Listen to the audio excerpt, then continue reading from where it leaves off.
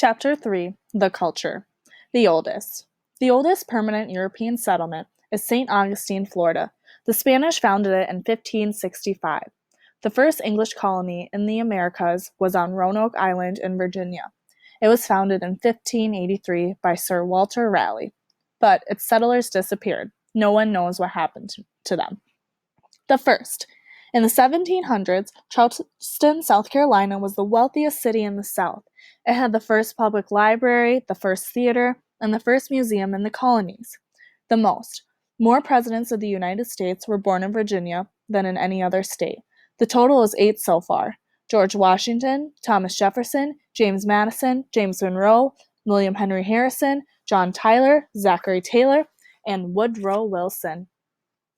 Long ago. Our journey begins 250 years ago.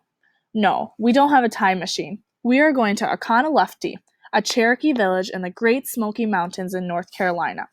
Here, we can watch a canoe being built, and Cherokee women weave baskets and mold clay into pots.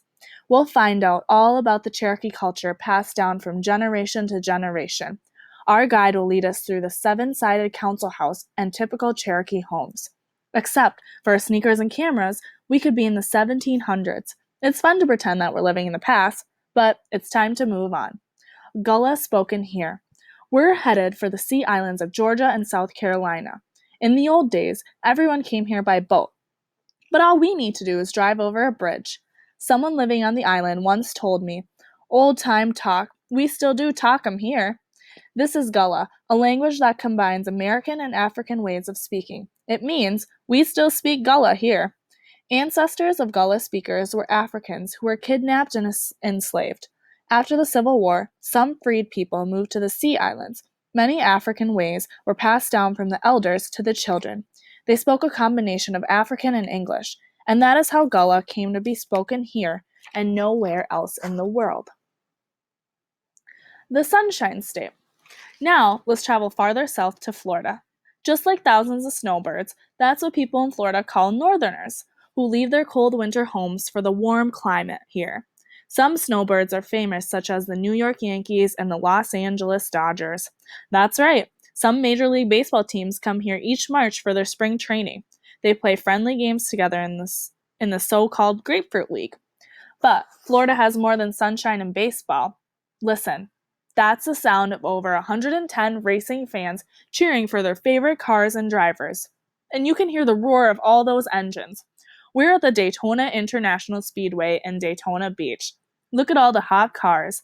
And this is just the parking lot. The first official car race took place at nearby Ormond Beach. The fastest car at the race set a record when it reached 68 miles per hour. Today, cars speeding around the tracks average twice as many miles an hour. New Orleans. Ready for some French culture? Then let's visit New Orleans, Louisiana. Did you know that Louisiana used to stretch from the Gulf of Mexico to Canada and west to the Rocky Mountains? It was a French colony then. When the United States made the Louisiana Purchase, it doubled the size of our country. We can see New Orleans' French history in its beautiful buildings. We can taste it in its delicious food. Feel like a late breakfast? Let's follow the crowds and order a bayonet and a cafe au lait. That's a square donut and a coffee with lots and lots of hot milk. What a way to start the day. Not only can we see and taste French culture here, but we can hear it too. Some people speak French, but not the way they speak in France. They speak dialects of French. One popular dialect is called Louisiana Creole. Appalachia. Ready to hear another kind of music? Then let's head for the Appalachian Mountains. Families with names like MacDonald and McCoy came here from Scotland, Ireland, and Germany. They came looking for work and somewhere to live. The people living in the mountains had few visitors or newcomers. For fun, they sang and played their fiddles. Then, someone got the idea to play country music on the radio. In 1925, a radio program called the WSM Barn Dance, later named the Grand Ole Opry, made its first broadcast. It is believed that the feature performer for the first show was Uncle Jimmy Thompson, an 80-year-old fiddler. The show became a big hit. Today, many tourists come to Nashville to see and hear live broadcasts of the Grand Ole Opry. Have you ever heard bluegrass music?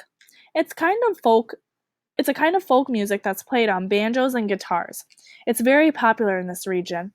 If you come to Tennessee in July, you can hear bluegrass at the Smithsville Jamboree. Now let's travel to our last stop.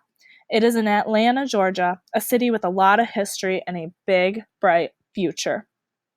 Atlanta.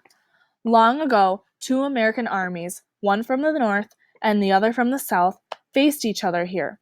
The Southern Army lost, and the city was burned. The people of Atlanta rebuilt their fair city. Then they just kept building. Even from here, you can see Atlanta's gleaming modern skyline.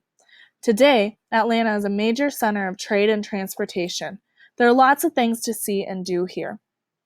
Atlanta has concert halls, museums, theaters, and television studios. You can tour the giant CNN television studios to see how their shows are put together. We are going to visit a quiet place. We're going to go to Dr. Martin Luther King Jr.'s National Historic Site.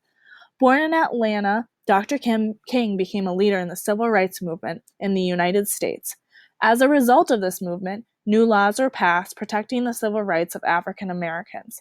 This site was created to honor Dr. King and to persevere the place where he was born, grew up, and is buried. We have come to the end of our tour. I hope you enjoyed seeing the land and meeting the people. As we say in the Southeast, y'all come back now.